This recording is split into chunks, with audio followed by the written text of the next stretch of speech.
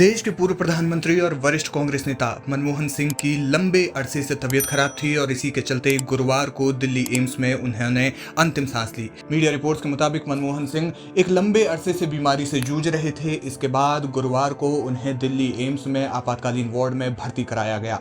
आपातकालीन वार्ड में भर्ती कराने के बाद डॉक्टरों ने तुरंत उनका इलाज शुरू किया, लेकिन इसके बाद जानकारी सामने आई कि उन्होंने अंतिम सांस ले ली है, उनका निधन हो गया है।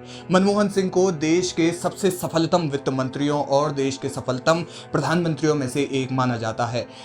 पूर्व प्रधानमंत्री पीवी नरसिम्हा राव की सरकार में उन्होंने वित्त मंत्रालय का कार्यभार संभाला था, जिसके बाद उन्होंने देश में आर्थिक उदारीकरण के दरवाजे खोले थे। विदेशी कंपनियों को भारत में इन्वेस्ट करने का, भारत में व्यापार करने का उन्होंने न्योता दिया था और यही वजह है कि इसके बाद से भारत में भी व्यापार शुरू हो सका और आज भारत दुनिया के सबसे बड़े बाजारों में से एक है।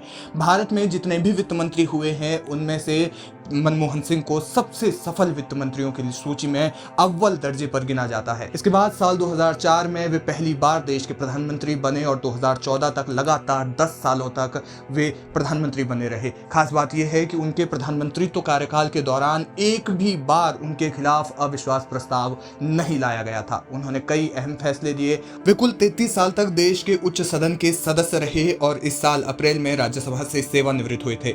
साल 1998 से 2004 तक राज्यसभा में वे विपक्ष के नेता भी रहे। उनके निधन पर प्रियंका गांधी वाड्रा के पति रॉबर्ट वाड्रा ने एक ट्वीट भी किया। उन्होंने लिखा, पूर्व प्रधानमंत्री मनमोहन सिंह जी के निधन के बारे में जानकर मुझे गहरा दुख हुआ। उनके परिवार और प्रियजनों के प्रति मेरी संवेदनाएं। हमारे राष्ट्र के प्रति आपकी सेवा के लिए धन्यवाद। देश में आपके द्वारा लाई गई आर्थिक क्रांति और प्रगतिशील बदलावों के लिए आपको हमेशा याद किया जाएगा।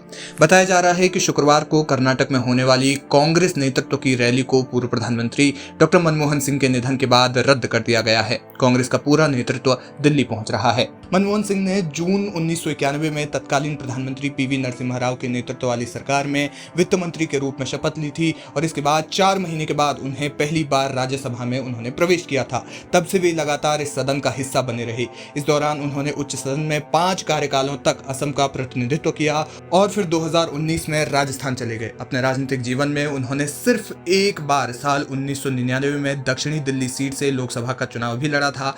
हालांकि उन्हें उस चुनाव में सफलता नहीं मिल सकी थी। पूर्व पीएम मनमोहन सिंह का जन्म अविभाजित भारत के पंजाब प्रांत के एक गांव में 26 सितंबर 1932 को हुआ था। डॉक्टर सिंह ने वर्ष 1948 में पंजाब विश्वविद्यालय से मैट्रिक की शिक्षा पूरी की। इसके बाद उन्होंने अपनी आगे की शिक्षा ब्रिटेन के कैम्ब्रिज विश्वविद्यालय से प्राप्त की। 1957 में उन्होंने अर्थशास्त्र में प्रथम श्रेणी से ऑनर्स की डिग्री प्राप्त की। इसके बाद 1962 में उन्होंने ऑक्सफोर्ड विश्वविद्यालय के न्यूफील्ड कॉलेज से अर्थशास्त्र में डी.फिल किया। अपनी पढ़ाई पूरी करने के कुछ समय बाद वे राजनीति में सक्रिय हुए और भारत के सबसे सफलतम राजनेताओं में से एक बने। लाइव हिंदुस्तान की ओर से डॉक्टर मनमोहन सिंह को भावभीनी श्रद्धांजलि।